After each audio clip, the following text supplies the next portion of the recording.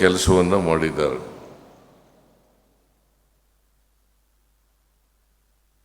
ಅವರಿಂದ ವಚನ ಕ್ಷೇತ್ರ ಸಮೃದ್ಧಿಯಾಗಿದೆ. ಇನ್ನಷ್ಟು ಕೆಲಸ ಮಾಡಲಿ, ಅವರು ಶಕ್ತಿಯಿರೋವರೆಗೂ ಕೂಡ ಕೆಲಸ ಮಾಡಲಿ ಅಂತೇಳಿ ಹಾರೈಸಿ ನಾನು ಸರ್ಕಾರದ ವತಿಯಿಂದ ಅವರಿಗೆ ಮತ್ತೊಮ್ಮೆ ಗೌರವಿಸ್ತಕ್ಕಂಥ ಕೆಲಸವನ್ನು ಮಾಡ್ತೇನೆ.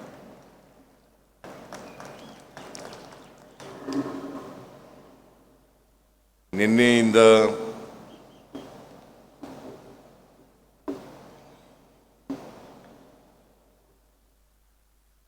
ಬಸವ ಜಯಂತ್ಯೋತ್ಸವ ನಡೀತಾ ಇದೆ. ನಿನ್ನೆ 4 ಗೋಷ್ಠಿಗಳು ನಡೆದಿದ್ದಾವೆ. 4 ಗೋಷ್ಠಿಗಳಲ್ಲಿ ಬಸವಣ್ಣನವರ ಬಗ್ಗೆ, ವಚನ ಸಾಹಿತ್ಯದ ಬಗ್ಗೆ ಅನೇಕ ವಿಚಾರಗಳನ್ನು ಚರ್ಚೆ ಮಾಡಿದ್ದೇನೆ ಅಂತೇಳಿ ನಾನು ಭಾವಿಸ್ಕೊಂಡಿದ್ದೇನೆ.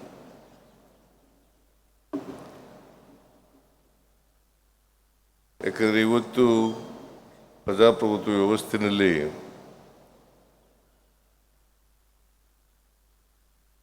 ಚರ್ಚೆಗಳ ಮೂಲಕ ನಾವು ಪರಿಹಾರವನ್ನು ಕಂಡುಕೊಳ್ಬೇಕಾಗ್ತದೆ. ಸರ್ವಾಧಿಕಾರಿ ವ್ಯವಸ್ಥೆ ಇದ್ದರೆ ಅಲ್ಲಿ ಚರ್ಚೆಗಳಿರೋಲ್ಲ. ಸರ್ವಾಧಿಕಾರ ಅಂತಂದರೆ ಬರೀ ಹೇಳೋದಷ್ಟೇ, ಕೇಳೋದಿಲ್ಲ. ಅಲ್ಲಿ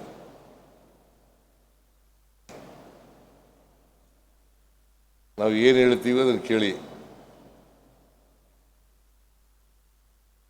ನಾವು ಹೇಳ್ದಾಗೆ ನೀವು ಹೇಳ್ದಾಗೆ ಕೇಳೋಗಿಲ್ಲ. ಇದು ಪ್ರಜಾಪ್ರಭುತ್ವ ವ್ಯವಸ್ಥೆ. ಸರ್ವಾಧಿಕಾರದಲ್ಲಿ ಹೇಳೋದಷ್ಟೇ, ಮನ್ ಕಿ ಬಾತ್ ಹೇಳೋದಷ್ಟೇ, ಕೇಳೋದಿಲ್ಲ.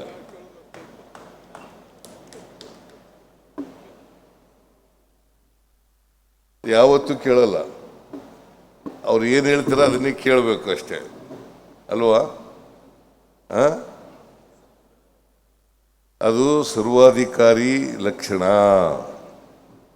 ಸರ್ವಾಧಿಕಾರಿ ಧೋರಣೆ.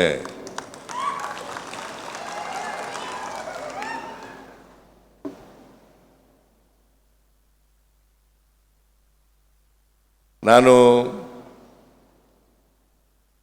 ಈ ಕಾರ್ಯಕ್ರಮವನ್ನು ಉದ್ಘಾಟನೆ ಮಾಡಿದೆ. ನನಗೆ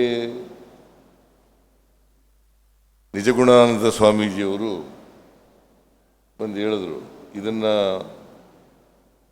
ಈ ಬಸವಣ್ಣನವರ ವಚನ ಹೇಳೋದ್ರ ಮೂಲಕ ಉದ್ಘಾಟನೆ ಮಾಡಿ ಅಂತ ಹೇಳಿ. ಭಾಳ ಸಂತೋಷ ಆಯಿತು. ಯಾಕೆಂತಂದರೆ ಬಸವಾದಿ ಶರಣರು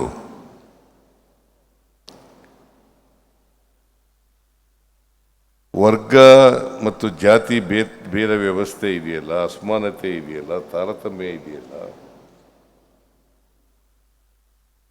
ಕಂದಾಚಾರ ಮೌಢ್ಯಗಳಿದ್ದಾವಲ್ಲ,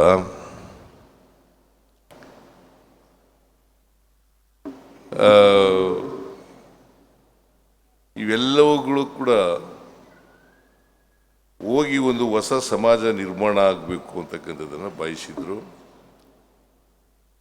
ಜಾತಿ ರಹಿತವಾದಂಥ, ವರ್ಗರಹಿತವಾದಂಥ, ಸಮಾನತೆಯಿಂದ ಕೂಡಿರ್ತಕ್ಕಂಥ ಸಮಾಜ ನಿರ್ಮಾಣ ಆಗಬೇಕು ಅಂತಕ್ಕಂಥದ್ದನ್ನು ಬಯಸಿ. ಈಗ 9 ಶತಮಾನಗಳಾಗಿದೆ. ಈ 9 ಶತಮಾನಗಳಾದರೂ ಕೂಡ ಇನ್ನೂ ಕೂಡ ಸಮಾಜ ನಿರ್ಮಾಣ ಆಗಿಲ್ಲ. ಇದನ್ನು ನಾವು ಅರ್ಥ ಮಾಡ್ಕೋಬೇಕಾಗ್ತದೆ. ಅದಕ್ಕೆ ನಾನು ಉದ್ಘಾಟನೆ ಮಾಡಿದದ್ದು ಇವನಾರವ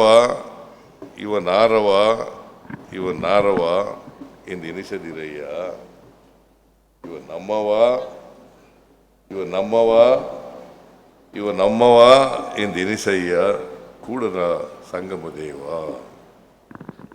ನಿನ್ನ ಮನೆಯ ಮಗನೆಂದೆನಿಸಯ್ಯ ಕೂಡಲ ಸಂಗಮ ದೇವ. ನೋಡಿ ಎಷ್ಟು ಸುಲಭವಾಗಿ ಹೇಳಿದ್ರು. ವಚನ ಅಂದ್ರೆ ಏನು ಗೊತ್ತಾ? ಮಾತು ಅಂತ. ವಚನ ಅಂತಂದ್ರೆ ಮಾತು. ಕನ್ನಡ ಭಾಷೆನಲ್ಲಿ, ಜನರ ಭಾಷೆನಲ್ಲಿ ಹೇಳದೆ ವಚನ ಸಾಹಿತ್ಯ. ಜನರ ಭಾಷೆನಲ್ಲಿ ಹೇಳೋದಿದೆಯಲ್ಲ, ಆ ಜನರ ಭಾಷೆನಲ್ಲಿ ಧರ್ಮ ಬೋಧನೆ ಮಾಡೋದು, ಸಮಾಜವನ್ನು ತಿಳಿ ಹೇಳ್ತಕ್ಕಂಥದ್ದು, ಸಮಾನತೆಯ ಬಗ್ಗೆ ಮಾತನಾಡ್ತಕ್ಕಂಥದ್ದು, ಜಾತಿ ರಹಿತವಾದಂಥ, ವರ್ಗ ರಹಿತವಾದಂಥ ಸಮಾಜವನ್ನು ಯಾಕೆ ನಿರ್ಮಾಣ ಮಾಡಬೇಕು ಅಂತಕ್ಕಂಥದ್ದು ಹೇಳ್ತಕ್ಕಂಥದ್ದು ಇದೆಯಲ್ಲ, ಇದು ನಿಮ್ಗೆಲ್ರಿಗೂ ಅರ್ಥ ಆಗೋ ಭಾಷೆನಲ್ಲಿ ಹೇಳಬೇಕು. ಅದಕ್ಕೆ ಕನ್ನಡದ ಭಾಷೆನಲ್ಲಿ, ಜನ ಮಾತನಾಡ್ತಕ್ಕಂಥ ಭಾಷೆನಲ್ಲಿ ವಚನ ಸಾಹಿತ್ಯ ರಚನೆ ಆಯಿತು. ಅದಕ್ಕೆ ಒಂದು ಸಾಹಿತ್ಯ ರೂಪ ಕೊಟ್ಟು, ಅದೇ ವಚನ ಸಾಹಿತ್ಯ. ಈಗ ಹಿಂದೆ ನಾವೆಲ್ಲ ಕೇಳ್ತಾ ಇದ್ದೀವಿ, ನಾವೆಲ್ಲ ಓದ್ಕೊಂಡಿದ್ದೀವಿ, ಕೇಳಿದ್ದೀವಿ. ಸಂಸ್ಕೃತ ಕಲ್ತ್ರೆ ಅವರ ಕಿವಿಗೆ ಕಾದ್ ಶೀಸ ಉಯಿರಿ ಅಂತ ಹೇಳ್ತಾ ಇದ್ವಿ. ಅವ್ರ ಕಿವಿಗೆ ಕಾದ್ ಶೀಸ. ಯಾಕಂತಂದ್ರೆ 90ಕ್ಕೂ ಹೆಚ್ಚು % ಜನ ಅಕ್ಷರ ಸಂಸ್ಕೃತಿಯಿಂದ ವಂಚಿತರಾಗಿದ್ದಾರೆ. ಇವತ್ತು ಯಾಕೆ ಅಸಮಾನತೆ ಇದೆ ಸಮಾಜದಲ್ಲಿ? ಅಸಮಾನತೆ ಯಾಕೆ ನಿರ್ಮಾಣ ಆಯಿತು? ಯಾಕಂತಂದ್ರೆ ಬಹುಸಂಖ್ಯಾತ ಜನ ಅಕ್ಷರ ಸಂಸ್ಕೃತಿಯಿಂದ ವಂಚಿತರಾದ.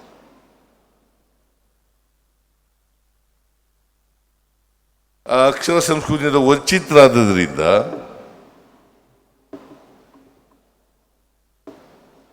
ಅಸಮಾನತೆ ನಿರ್ಮಾಣ ಆಯಿತು. ಅದಕ್ಕೆ ಬಾಬಾ ಸಾಹೇಬ್ ಅಂಬೇಡ್ಕರ್ ಅವರು ನವೆಂಬರ್ 25ನೇ ತಾರೀಕು 1949ನೇ ಇಸ್ವಿ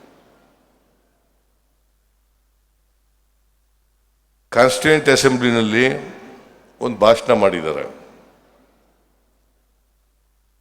ಏನಪ್ಪ ಅದು ಭಾಷಣ ಅಂತಂದ್ರೆ,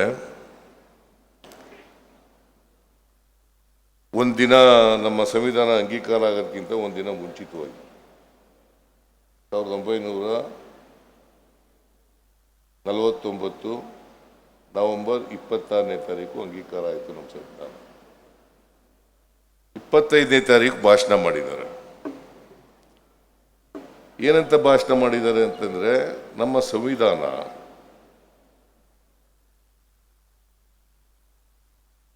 ಸಾವಿರದ 1950ನೇ ಇಸ್ವಿ ಜನವರಿ 26ನೇ ತಾರೀಕು ಜಾರಿ ಆಗ್ತದೆ.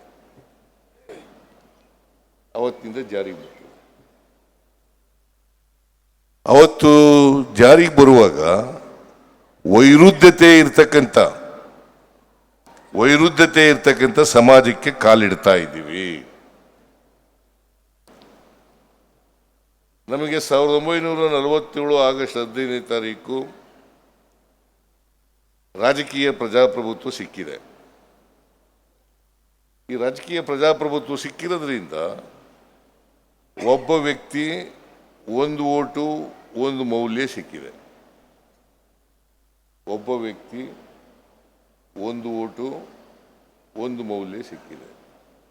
ಅದು ರಾಷ್ಟ್ರಪತಿ ಆದವ್ರಿಗೂ ಒಂದೇ ಓಟು, ಇಲ್ಲಿ ಚಪರಾಸಿ ಆದವ್ರಿಗೂ ಕೂಡ ಒಂದೇ ಓಟು, ಪೌರ ಕಾರ್ಮಿಕರಿಗೂ ಕೂಡ ಒಂದೇ ಓಟು.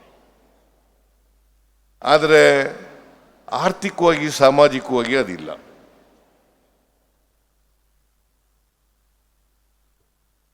ಆರ್ಥಿಕ ಅಸಮಾನತೆ ಇದೆ, ಸಾಮಾಜಿಕ ಅಸಮಾನತೆ ಇದೆ. ಯಾಕೆ ನಿರ್ಮಾಣ ಆಯಿತು? ಇದನ್ನೇ ಬಸವಾದಿ ಶರಣರು ಆ ಕಾಲದಲ್ಲಿ ಹೇಳಿದ್ರು. ಯಾಕೆ ನಿರ್ಮಾಣ ಆಯಿತು? ಇನ್ನೂ ಯಾಕಿದೆ? ಇನ್ನೂ ಬಡತನ ಇದೆ, ಶ್ರೀಮಂತಿಕೆ ಇದೆ, ಮೇಲ್ಜಾತಿ ಇದೆ, ಕೆಳಜಾತಿ ಇದೆ. ಯಾಕಪ್ಪ ಇದೆ ಇನ್ನ? ಇದು ಹೋಗ್ಬೇಕು ಬೇಡ? ನಾವು ವಚನಗಳು ಹೇಳುತ್ತಲೇ ಇದ್ದೀವಿ, ಇವನಾರವ ಇವನಾರವ ಇವನಾರವ ಅಂತ ಹೇಳೋದು. ಆಮೇಲೆ ನೀ ಯಾವ ಜಾತಿಯವನು ಯಾವ ಜಾತಿಯವನು ಅಂತ ಕೇಳೋದು. ಇವನಾರವ ಇವನಾರವ ಇವನಾರವ ಅಂತ ಹೇಳ್ಬೇಡಿಯಪ್ಪ, ಇವ ನಮ್ಮವ ನಮ್ಮವ ನಮ್ಮವ ಅಂತ ಹೇಳಿ ಅಂತ ಹೇಳ್ತೀವಿ. ಅದು ಹೇಳ್ಬಿಟ್ಟು ನೀ ಯಾವ ಜಾತಿಯವನಯ್ಯ? ಜೆ.ಟಿ. ಪಾಟೀಲ್ ನೀವು ಯಾವ ಜಾತಿ? ತಿಮ್ಮಾಪುರ ನೀ ಯಾವ ಜಾತಿ? ತಂಗಡಿಗಿ ನೀ ಯಾವ ಜಾತಿ? ಎಂ.ಬಿ. ಪಾಟೀಲ್ ಯಾವ ಜಾತಿ? ಸಿದ್ದರಾಮಯ್ಯ ಯಾವ ಜಾತಿ ಅಂತ ಕೇಳೋದಿದೆಯಲ್ಲ, ಇದು ಹೋಗ್ಬೇಕಲ್ವ?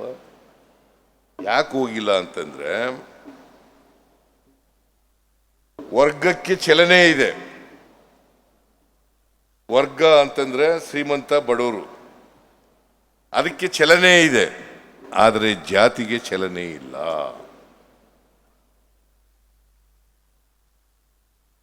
ಯಾವಾಗ ಜಾತಿಗೆ ಚಲನೆ ಇರಲ್ಲ, ಜಾತಿ ಹೋಗಲ್ಲ.